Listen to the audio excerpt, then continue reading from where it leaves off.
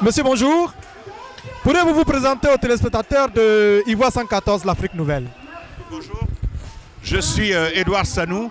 Je suis le président de la Fédération France de l'Union pour le Progrès et le Changement, un parti politique au Burkina Faso qui brigue le pouvoir suprême pour les prochaines élections présidentielles qui vont se dérouler à partir d'octobre.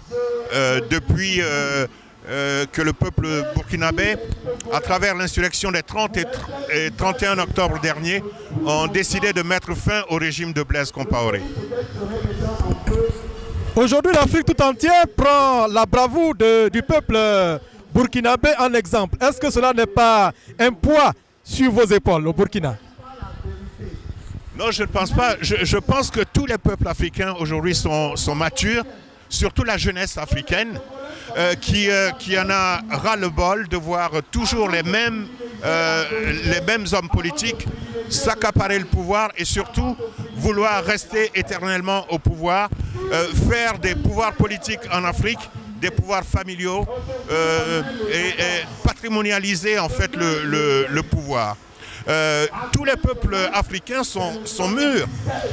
On a vu l'exemple du Burkina, bien sûr, parce que dans le calendrier, c'est le Burkina qui venait en tête, mais on a vu aussi le peuple burundais, on a vu le peuple congolais, on voit aujourd'hui le peuple togolais qui se lève pour dire non à l'arbitraire et pour dire non au vol de la démocratie. La démocratie n'est pas uniquement une question de vote, c'est aussi une question de morale, d'éthique. Et on a pu voir au Togo que bien que la population, bien que le peuple togolais ait décidé de chasser Faure Gnassingbé, il s'est arrangé pour se maintenir au pouvoir et j'espère que cette victoire ne lui sera pas volée au peuple togolais. Le Burkina vient de se doter d'un nouveau code électoral. Pouvez-vous nous en parler brièvement?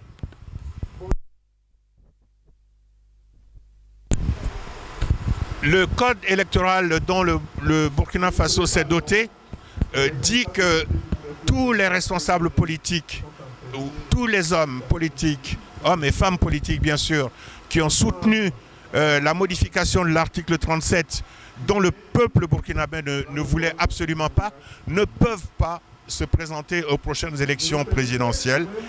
Et je pense que ça, ce n'est que justice.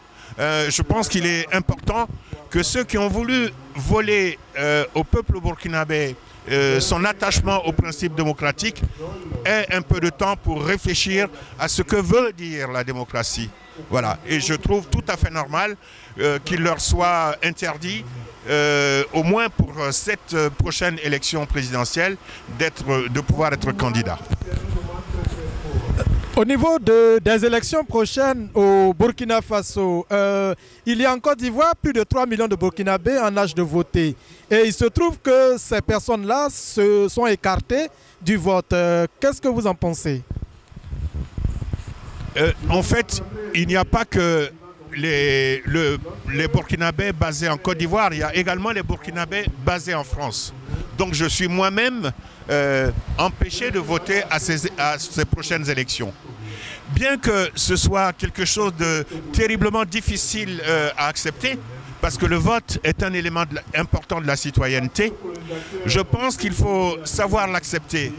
Les conditions n'étaient vraiment pas réunies pour que le vote des Burkinabés à l'étranger aujourd'hui se déroule dans des conditions de respect de ce que c'est que la démocratie.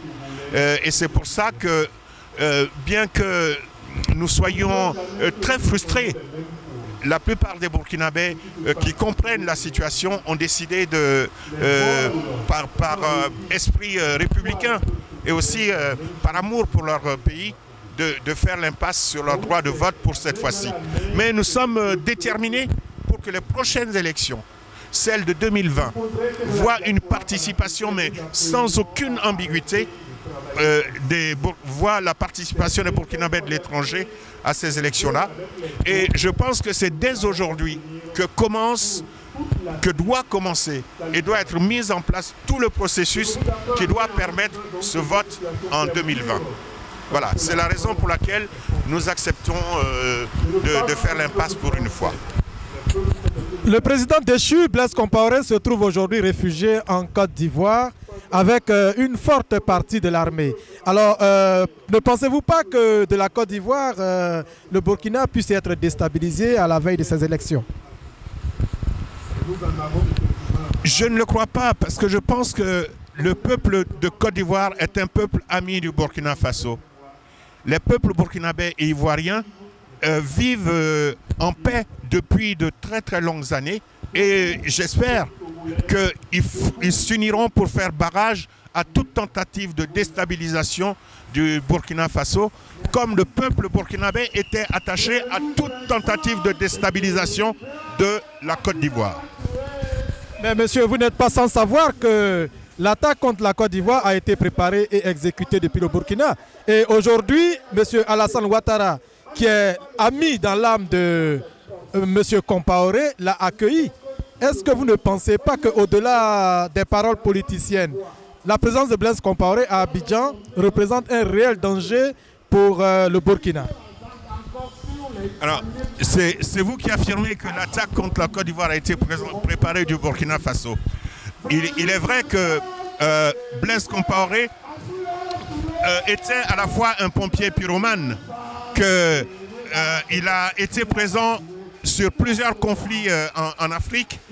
On pense qu'il a pu être un des acteurs de la préparation de l'agression contre la Côte d'Ivoire.